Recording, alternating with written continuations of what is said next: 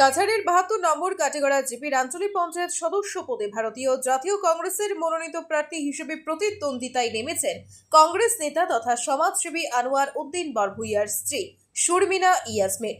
জনহিতকর কাজ করার অভিপ্রায় নিয়ে ও বৃহত্তর কাটিগড়া আঞ্চলিক পঞ্চায়েত এলাকার দুর্নীতি মুক্ত এবং স্বচ্ছ সমাজ উপহার দেওয়ার লক্ষ্যে পাশাপাশি এলাকার গরিব নিপীড়িত মানুষের অধিকার পাইয়ে দেওয়ার প্রথম ও প্রধান কাজ বলে উল্লেখ করেছেন প্রার্থী শর্মিনা ইয়াসমিন ও তার স্বামী তথা প্রতিনিধি আনোয়ার উদ্দিন বরভূইয়া।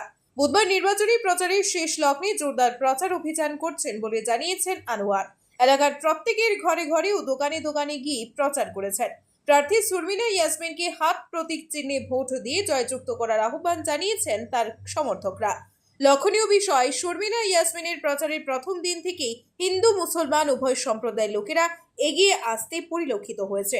বুধবার কর্মী সমর্থকদের নিয়ে এক মিছিলও বের হয়। ব্যুরো রিপোর্ট, আজকের বরাক। LIC जिंदगी के साथ भी जिंदगी के बाद भी।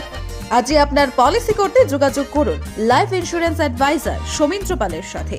যোগাযোগ নম্বর 9864012438। খুবই সুন্দর মতো চলে। আমি আনোয়ার উদ্দিন, আপনারা নিশ্চয়ই সবাই অবগত আছেন।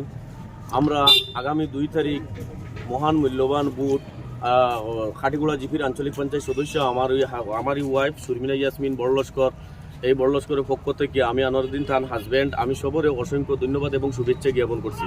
এবং খাটিগুড়া জিপির আমি প্রত্যেকটি ডোর টু ডোর আমি ওয়ার্ক করছি। প্রত্যেকটি ডোর টু ডোর গিয়ে আমি সাধারণ মানুষের দুঃখ দুর্দশা সবই শুনছি এবং সব মানুষের কাছ থেকে আমি দোয়া এবং আশীর্বাদ এবং ভালোবাসা অনেক পেয়েছি। এবং অনেক মানুষেও আমাকে কথা দিয়েছে যে আগামী 2 তারিখ তাদের মহান মূল্যবান ভোট অন্ততপক্ষে ভারতীয় জাতীয় কংগ্রেস তথা খাটিগড়া জিপির আঞ্চলিক পঞ্চায়েত সদস্য শর্মিনা ইয়াসমিনকে বড়লট করতে অসংখ্য ভোটে নির্বাচিত করবে এবং খাটিগড়ার বৃহত্তর স্বার্থে এবং খাটিগড়ার বিশেষ করে খাটিগড়ার প্রত্যন্ত এলাকার উন্নয়নের স্বার্থে ভোট দিবে বলে আমি আশাবাদী। সুধীর দর্শক, খবরটি দেখার আগে আপনারা আমাদের আজকের বরাক ইউটিউব সাবস্ক্রাইব এবং ফেসবুকে ফলো করতে ভুলবেন না কিন্তু।